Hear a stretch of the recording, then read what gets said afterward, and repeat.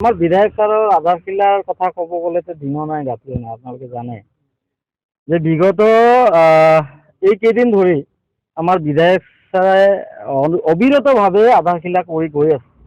আজিও তাৰে ফলস্বৰূপে 6টা আধাৰশিলা আছে। ইতিমধ্যে 2টা আধাৰশিলা অংগনবাদী চেণ্টাৰৰ মডেল অংগনবাদী চেণ্টাৰত 2টা আধাৰশিলা দতমা সমষ্টিত কৰি আহিলে।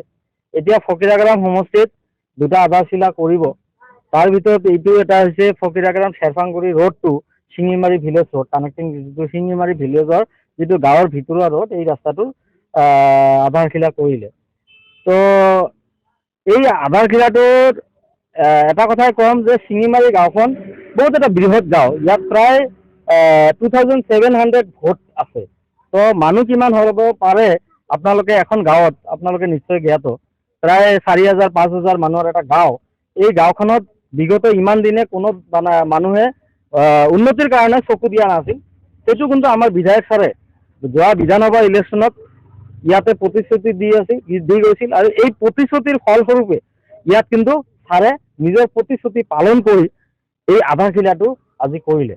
ইয়াৰ পিছতে জগদৈৰ আধাৰশিলা কৰিব আৰু জগদৈৰ আধাৰশিলা জগদৈ বাজাৰৰ পৰা চাপৰগ্ৰাম বাজাৰলৈকে এই যিটো ৰাস্তা যিটো জৰাজীৰ্ণ অৱস্থাত আছে এইটো আপোনালোকে চবেই জানে। তো এই ৰাস্তাটোৰ আধাৰশিলা যিটো ৰেনুৱেল যিটো মানে পিচ ৰোডৰ যিটো ৰিন'ভেশ্যনৰ যিটো মানে এইটো আধাৰশিলা কৰিব। গতিকে আধাৰশিলা কৰি আছে, আগন্তুক ভৱিষ্যতে কৰি যাব।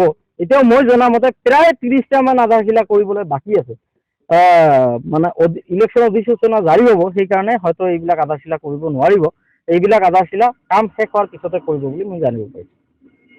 চাওক, ফকীৰাগ্ৰাম সমষ্টিত উন্নয়নৰ কি মানে ধাৰা অব্যাহত আছে এইটো আপোনালোকে নিশ্চয় জানে যে বিগত 17 বছৰে ফকীৰাগ্ৰাম সমষ্টি কিন্তু MCLA পোৱা নাছিল। তো এইবাৰ আমি MCLA এজন পাইছোঁ। আমি ইয়াৰ কাৰণে খুবেই আনন্দিত যে এইবাৰ সমষ্টিটোৰ কাৰণে কিবা এটা ডেভেলপ হ'ব। তো MCLA পোৱাৰ পিছত আমি MCLAক দেখা পাওঁ যে বোলে জল জীৱন মিছনৰ যিখিনি কাম সেইখিনি আমি অপেনিং কৰা দেখা পাওঁ। আৰু জল জীৱন মিছনৰ কাম কোনো বিধায়ক কোনো MLA কোনো মন্ত্ৰীয়ে চেংচন দিয়া এইটো ভাৰত চৰকাৰৰ এটা মিছন, এইটো অট'মেটিক হৈ আছে। আৰু সেইখিনিকে এই UPPL চৰকাৰৰ পৰা আদি কৰি BJP গভৰ্ণমেণ্টৰ যিখিনি মানুহ চবেই সেইখিনিয়ে আধাৰশিলা কৰি আছে। গতিকে সিহঁতে কিমান উন্নতি কৰিছে আপোনালোকে জানে। আৰু যিখিনি উন্নতি দেখা পাইছে এইখিনি আপোনালোকে নিশ্চয় এইখিনি আমাৰ ৰবিৰাম ছাৰৰ নেতৃত্বতে হৈছে আৰু আগন্তুক ভৱিষ্যতে হ'ব বুলি মই আশা কৰিছোঁ। BJP আৰু UPPLৰ ফালৰ পৰা আজিলৈকে মই ক'তো এটা আধাৰশিলা মই দেখা নাই। চৰকাৰখনে শান্তি সম্প্ৰীতি হোৱা বুলি দাবী কৰে।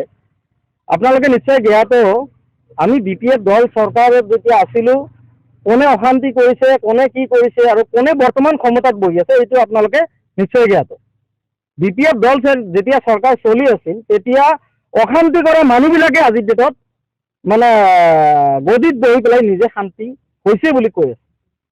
তেতিয়া আন্দোলন কোনে কৰিছিল আমি চবেই জ্ঞাত। আজিৰ ডেটত BPF দল অপজিশ্যনত থাকি সিহঁতক শান্তিমতে চৰকাৰটো চলাব দিছে। BPF দলে আমি সিহঁতক সহযোগ কৰিছোঁ যে সিহঁতে শান্তিপূৰ্ণভাৱে চৰকাৰখন চলাওক। কিন্তু BPF দলে যেতিয়া চৰকাৰটো চলাইছিল সিহঁতে কিন্তু BPF দলক শান্তিমতে চৰকাৰটো চলাব দিয়া নাছিল। বিভিন্ন ধৰণৰ আন্দোলন সিহঁতে কৰি